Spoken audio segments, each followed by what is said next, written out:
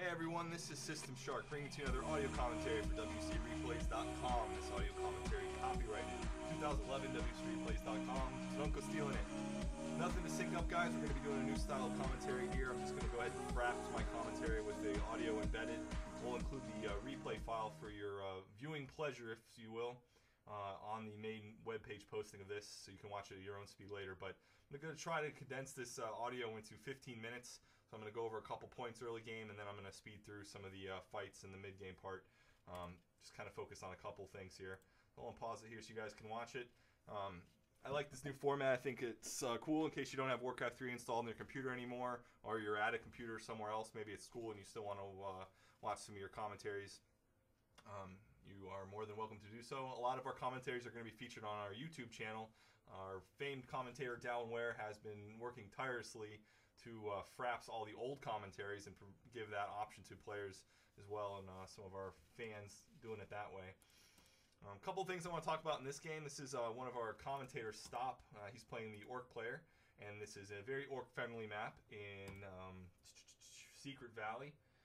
And we're playing a Night Elf player, and the Night Elf player here is going to be going Druids of the Talon, which is one of my most hated strategies to go up against as an Orc player. Probably most of the other Orc players listening to these commentaries do not like Druids of the Talon. And we're going to see something very unique from Stop here. He's going to be going a Tier 3 strategy with Tri-Hero.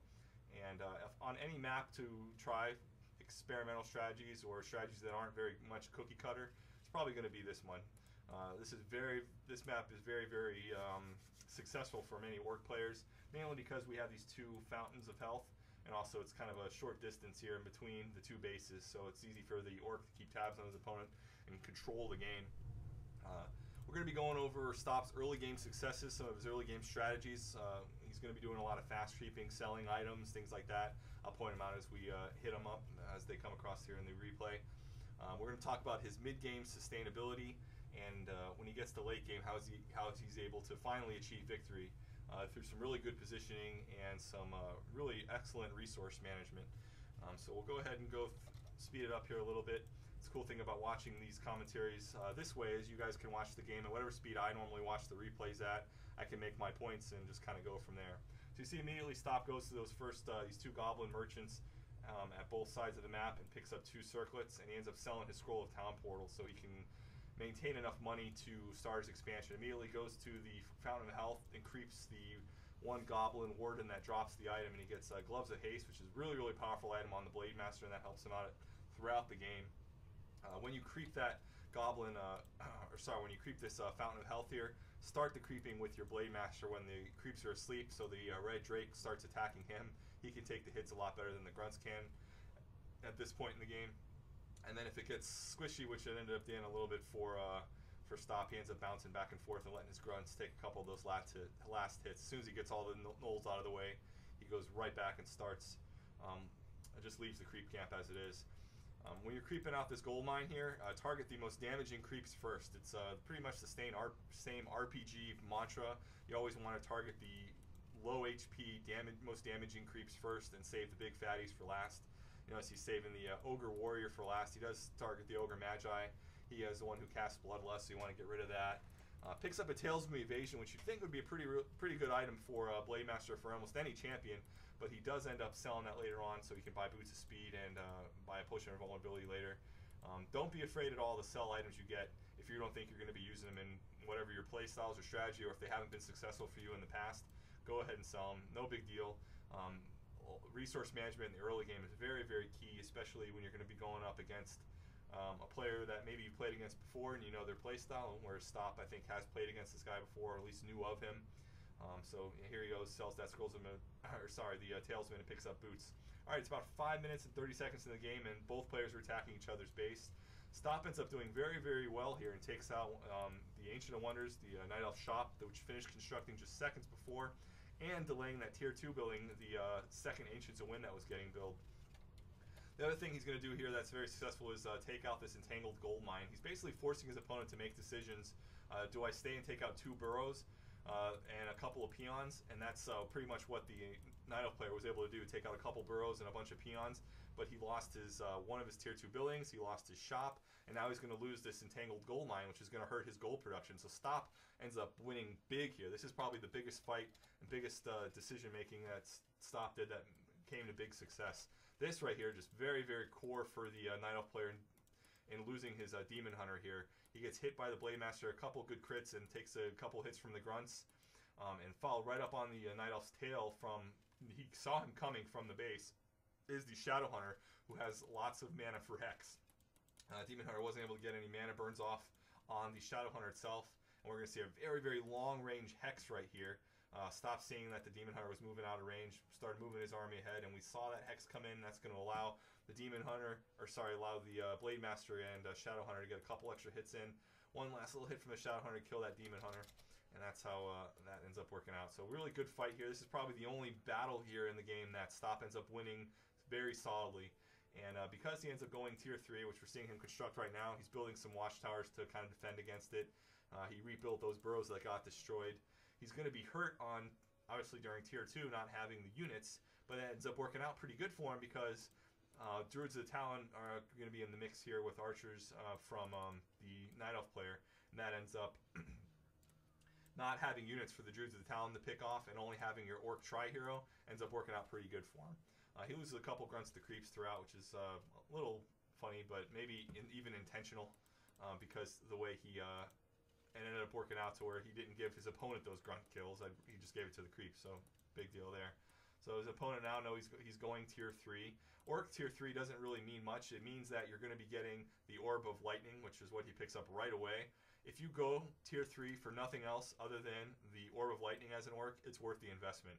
If all you do is tech the tier 3 to get that Orb of Lightning on your Blade Master, it's awesome. It's probably the best orb in the game.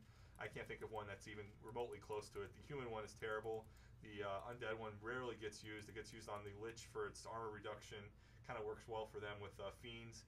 And the Night Elf one with the Orb of Venom, that's pretty powerful too, but Purge is just an awesome, awesome effect to have on that Blade Master, especially attacking very, very fast here. So, again, this looks kind of like the Orc's doing well. He only has his 3 heroes, but he ended up losing, I think, 2 grunts to that fight, and he's forcing his opponent to back off, but I wouldn't call that a major battle, and maybe not big losses on both sides. Take a look at food counts. They're both about the same. The major battles that get fought at the 14-minute mark and the 17-minute mark, 21-minute and 24, Stop is always at least 10 food less than what his opponent is after the match. So he loses 10 food of his army every fight. And the reason he's able to continue and be so successful in this game and end up achieving victory is because he's going to get that economic advantage by securing expansions here and securing an expansion here. He also blocks and delays and prohibits his opponent from getting expansion at this expansion. He lets this one up, and he doesn't really do much to that other than harass it a little bit with his Blade Master. But here's one of the fights I was talking about. Just having your Orc Tri-Hero is almost a counter to Druids of the Talon and not giving him any early game unit kills by that. Cloak of Flames is kind of a cool item to have on your Tauren Chieftain versus Druids of the Talon because they tend to stay all bottled up.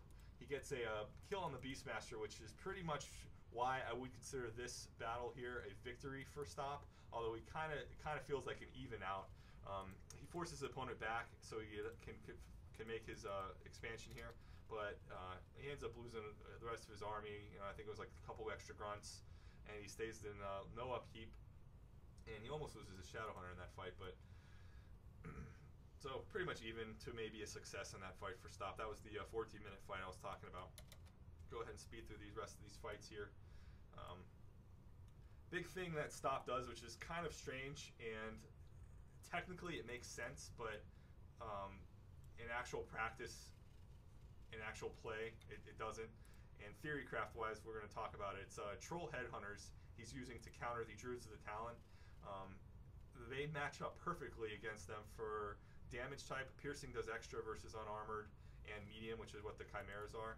And it does, they take reduced from Siege and Magic, which is what Druids of the Talon and Chimeras do. So theorycraft-wise, Troll Headhunters make a good, there's a good argument for them to for their use versus Druids of the Talon and Chimeras. But because they attack so slow and they have such low hit points, Druids of Talon and Chimeras focusing down can easily pick off Headhunters in one volley.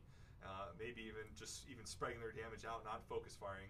They can take them out pretty easy there. So we're going to see Master Witch Doctors here, which are going to use healing wards. But again, it's the same, without being able to spread that damage out, it doesn't make as much sense. Focus fire damage, unless it's mitigated by Spirit Link or whatever else, using Scrolls of Healing, using the Trolls, Troll Witch Doctors Mastery, the healing wards. It helps a little bit, but not really, because like I said, the focus fire, just pure damage output by the Druids of the Talon and those Chimeras, the healing doesn't help as much. The healing that does help here is the Shadowhunters level 2 healing wave. That helps a ton, which is why he was able to sustain it all in that fight. Now he does have tier 3, so he's going to research that Berserker upgrade here in a little bit, which helps. It gives them the added hit points, allows them to tank a little bit better, and allows them to do a little bit more damage. But the core part of the Orc army that's able to take out these the Druids of the Talon and the Chimeras is this Blade Master, level 5, 2 circlets, Gloves of Haste, Orb of Lightning, and Potion of Lesser Invulnerability. That Blade Master is a beast. He's going to be able to take out a lot of things there. So he also ends up mixing in some bats to help take out the Chimeras, and if the Druids of Talon move into Crow form, which they have the ability to do, the bats instantly poof those really well here. Good micromanagement there by the United player, saving that Chimera, 8 HP, but he ends up bringing it back, and I think he gets taken out. Yep, there it is. So here's what I was talking about. Another just major battle lost there because of bad unit combinations versus that. He does end up getting that upgrade, and it still didn't end up helping him that much in that fight. So like I said, ends up losing a lot of these mid-game battles, but the Blade Master is the reason he's taking those units out. So keeping a Potion of Vulnerability on your Blade Master at all times, very, very key. Night Elf could have countered that by buying the potions himself, even if he was just to buy them and sell them or do something else just to get rid of them from the shops. I've seen that done a couple times in some replays. But you gotta keep that Blade Master either up in the air with Cyclone, which you can't do if he's got Potions of Vulnerability on him, or do something to mitigate him, or you're going to be in big, big trouble. So the point here is tier 3 push, or sorry, the tier 3 going to be better than the standard Orc tier 2 cookie cutter. I don't think it is. I think Orc tier 2 cookie cutter is a cookie cutter for a reason. It's a proven strategy going Grunts, Raiders, and Spirit Walkers, attacking at 15 minutes before anyone can get any real sustainability. It's a proven strategy that just works, and it's always worked. So that's why it's popular, and that's a good reason you should do it. So this last fight here, we're going to see some really great positioning here by the Orc Blade Master. He windwalks into the back of the line and is right here next in the Beastmaster's face. He's right there in a group of Druids of the Talon. He has the Druids of the Talon a little bit spread out over there, but he's able to get some great damage here on the buildings. Druids of the Talon using his Whirlwind, which you don't see very often in games. And funny enough, we do end up seeing Raiders, which is not something that you typically see when you're going tier 3 armies. But like I said, there's not an Orc strategy out there that Raiders wouldn't benefit from. They're probably the most powerful unit in the game. I think if I didn't mention that before, I'm mentioning it now. It's definitely, Ensnare is probably the best ability in the game, bar none, even from enemy other hero abilities. I can't think of an ability in the game that's better than Ensnare. It's really, really powerful and game-changing for the most part. You either have an answer for that by taking out the Raiders, or having some ability that the Raiders, having enough units to where the Raiders and Snare doesn't matter. I mean, but like I said, any Orc strategy out there benefits from the use of Raiders. So, and eventually this victory came probably a little bit in help due to those 2 Raiders that were able to snare the Beastmaster and a couple units in that fight. But again, it was pretty much the good positioning by the Blade Master there and able to dish out the damage. Didn't even have to use his Potion of Vulnerability to stay in that fight. Level 4 Torn Chieftain is just beastly with the Mana Pot. Some auras. I think he thought he had a Cloak of Flames, but he must have stole it. Really helps him out here. So I hope you guys enjoyed this style of audio commentaries. We're going to be doing more of these in the future. Hopefully I'm trying to convince other commentators to do them this way. Again, just for the ease of viewing. And hopefully you guys enjoy this, like I said, the format. I'm going to experiment a little bit with the quality levels and see how the audio works with these as well. And feel free to watch the replay, to watch all the little details that I may be sped through and watching this replay at faster speeds. And I hope you guys enjoyed this. We'll talk to you again some other time. Hopefully we'll find some more replays that are entertaining inspire me to do some commentaries. If you guys have any replays that you want to point me in the direction of, feel free to send me a PM. The WCReplays.com forums. SYS Shark's my name on there.